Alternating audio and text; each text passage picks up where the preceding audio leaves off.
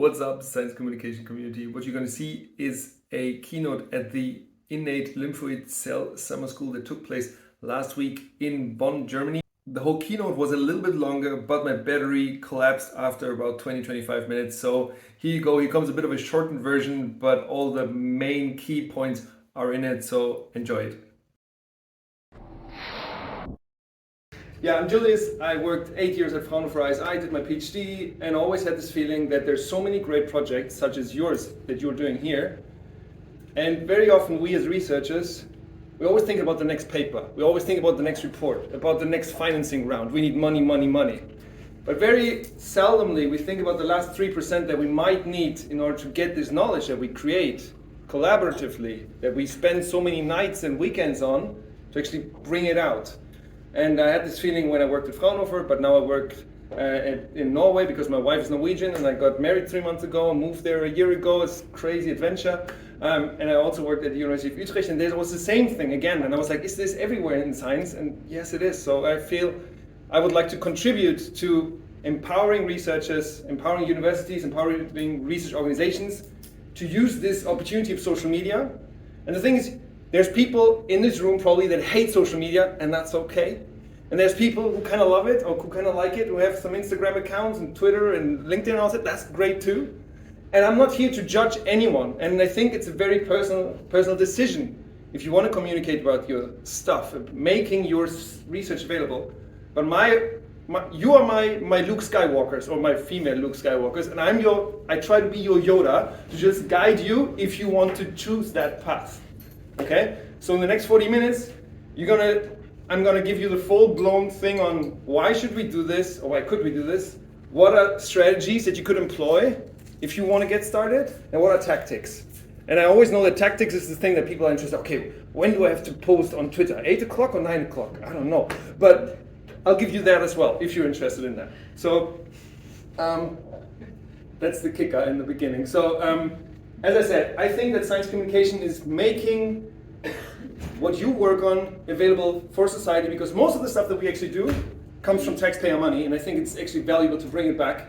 But I know that most of us, sometimes we're not sure about ourselves. Was this good, what I did? Was it good enough? Will my colleagues laugh about it? Will my buddies at high school not like it? These are all things that are very understandable, and I can't take them away from you, but I think everyone has them. And so if you get out and get some stuff and get started, and I think that then you're contributing actually not just to the science and the science environment that we have, but you're also contributing to nourishing the curiosity of the people out there. You're also building your own brand, and you're also building visibility for your field, because your field is very often financed also by taxpayer money, by policymakers. And if they don't know that you exist, that they don't know the stuff that you do is important, then maybe next year it will be 20% less funding, and there might not be as much funding for you and the people that you will then educate as PhD students. So there's several reasons why I think it makes sense to think about it. From a very personal thing, branding, making money, getting book contracts, whatever, giving a permanent position, but also for the field as the whole thing. So why am I here? I'm just another dude on the one hand, and on the other hand, I do something that you see here. I run 3 podcasts, as Sandy already told you. The first one is the Empower Energy Transition podcast. It's German, Empower Energiewende podcast. We started it 2.5 years ago, and now we're on 250,000 streams this week. This is just the numbers from Spotify. Then, because of the reason that I told you that I think that we should use social media, I started another podcast, which is the one that Sandy also mentioned. It's called the Science Communication Accelerator podcast, to just make knowledge available. And then I also run the third one, and that is part of my job actually. The other ones I don't get paid, but this is actually part of my job because I work in something that's called the NTNU Energy Transition Initiative. And that's a knowledge hub for the energy transition in the Nordics, specifically in Norway. And I told them, you know so much, can we make it available? And so now actually it's 20% of my position, which is kind of nice. And then on the side, I also started this, which is called the Science Communication Accelerator Media Agency. The webpage is not online yet, it's going to be online next week. And this is what I do here right now. So this is part of this work that I try to educate, that I try to empower. And I'm also working with universities to build their research communication strategies, if you do this, no one has to do this, but if you do this, then I think then this is not only going to benefit your project and your impact, but it's also going to benefit you, because right now we are living in a funny environment where it says that your impact is evaluated by the citations that you get, but I think in the long run, and you're going to have your permanent position or your professorship based on how many citations you got, but I think in the long run, in 10 years, it will be much more also what kind of impact you had outside of just the citations. So I think that personal branding and science communication actually go hand in hand. I heard before, when I talked to Sandy, that so far, most of you, all you had here were 10-minute talks and then question and answer sessions. So no one actually moved apart from going to eat or going to the toilet maybe. So that's why I'm going to ask you now, everyone to stand up and come in the middle here of the room, and we're going to make not a game, I'm not going to call it a game. Yeah, a game, come on.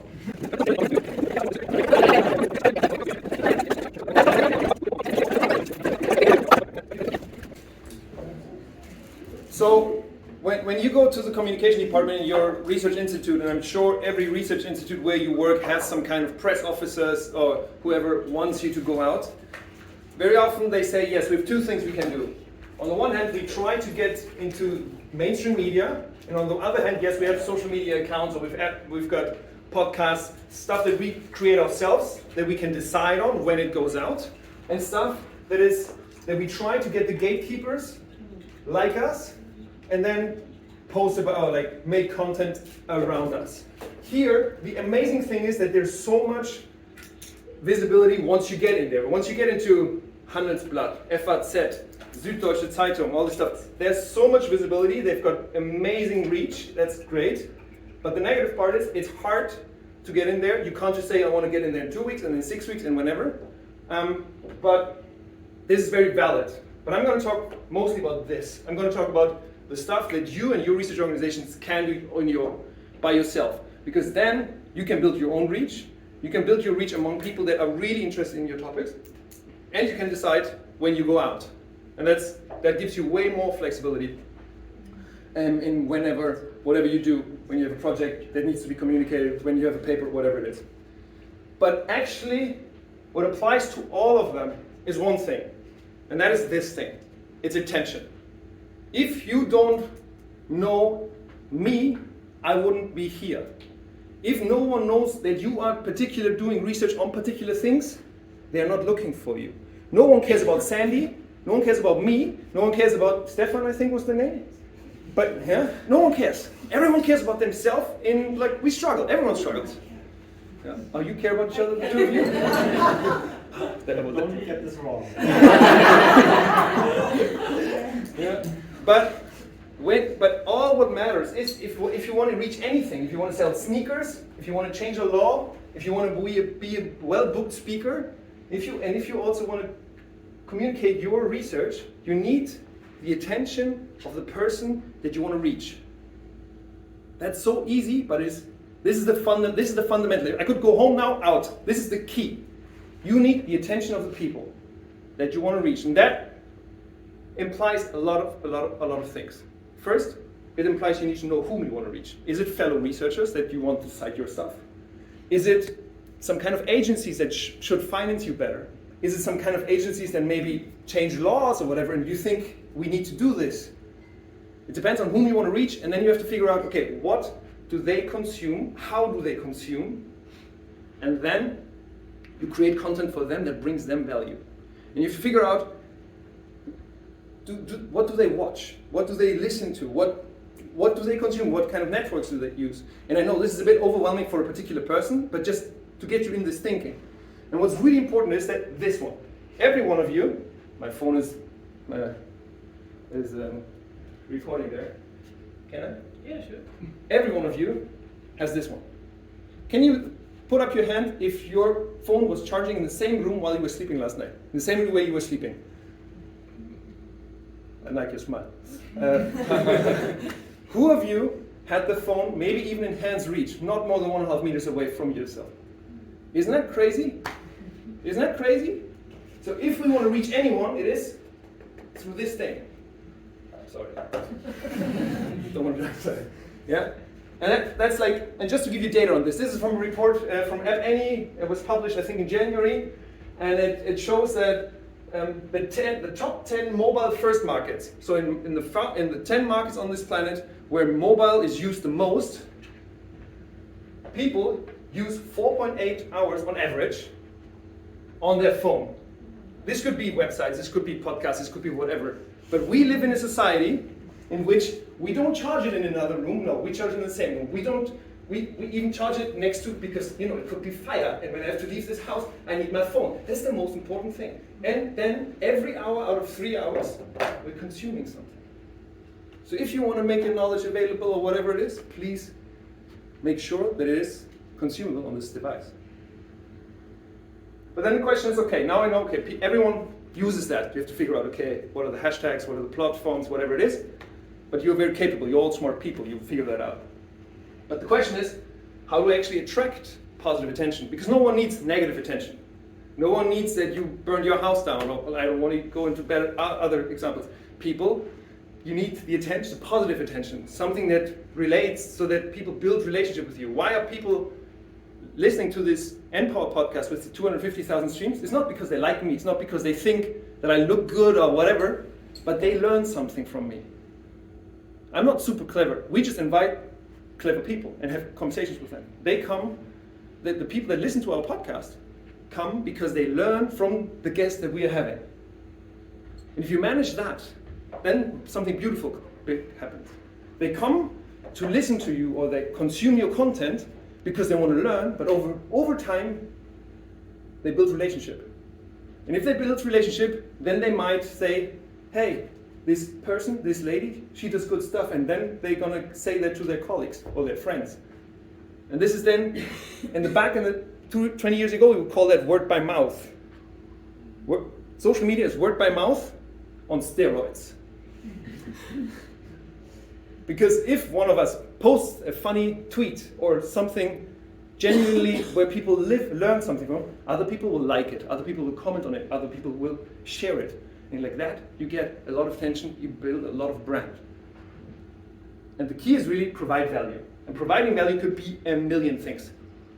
It could be being funny, it could be whatever it is, it could be anything related to our research, hopefully. And that's where this example from this podcast comes in. But what's super not good, and where you're not going to build relationships, where you're not going to build attention, where you're not going to build a following, is this. These are posts on LinkedIn from white male professors. No offense. Wow. I just realized that I reached 10,000 citations on Google Scholar. This is for me personally a major milestone and something I'm very proud of. And thanks to all those who cited me. Keep it up. Smiley, rocket. This post does not provide any value to anyone apart from saying, I'm so cool myself, I don't care about you. Yeah? So this is not how it goes. You can do that once in a while, but not 4 out of 5 posts should be like this. Same thing here. Proud to receive the Clarivate Highly Cited Researcher Award today. It's just me, I. Look how cool I am, look how much impact I have. You know, this is about themselves. And here's a Twitter tweet. I need less than 10 followers to reach 10,000 followers. Who helps me reach this magic number? There's no value in there. You can tweet about this stuff, but would you like to read the next thing that this person posts? Unlikely. So if you post online, if you ever want to, as I said, it's not for everyone. It's okay if you don't, but if you want to do it, then please do something that provides value to someone else. Whom do you want to reach? Put yourself into the shoes of that person and ask yourself, what are the challenges that this person is having, and how can I help this person to alleviate these challenges? These people will find you if you post over time, if you create over time. But I also know, and this was so far a pep talk or like a motivational rah, it's not that easy. Because if you go online, you get exposure. And some people like it, some people don't like it that much. But what can happen is that you get negative attention. And that is a negative exposure. And me as a white, middle-aged dude, I don't get a lot of hate. But I know there's a lot of other parts of society that gets hate. A friend of mine started a Twitter account, and then the first follower that followed her She had a nice picture, smiling, beautiful lady. And someone said, "Oh, you're looking very nice." Subtle, sexist, not nice. Doesn't make people secure. And I can understand everyone who gets these kind of comments to not want to continue to be posting online to get visibility, because this can hurt. So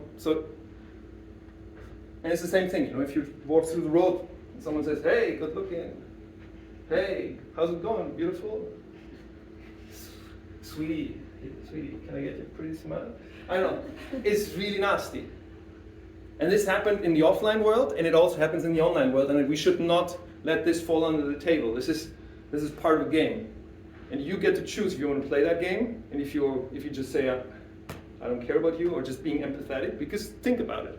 Someone finds your stuff on Twitter, on social, or whatever it is, and then they take the time to read it, and then they take the time to make a nasty comment about that. How poor is that?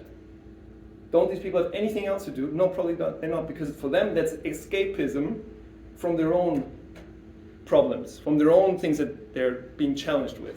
So we should actually have empathy towards these, but that's sometimes hard, and I know about it. So, so this was the first part, was my motivational stuff. The second part is my empathy stuff, because it's okay if none of you starts. But I would love for you to start, because when we start communicating about our science online, we actually give people the opportunity to learn about the scientific system, to give the people the opportunity to know that what we are doing is not truth, but that we're looking for truth. Thanks for watching this keynote. Let me know what you think. You can connect with me either on LinkedIn or on Twitter, and you will always find me under my name, Julius Wesche. Up until then, take care, have a good day, bye-bye.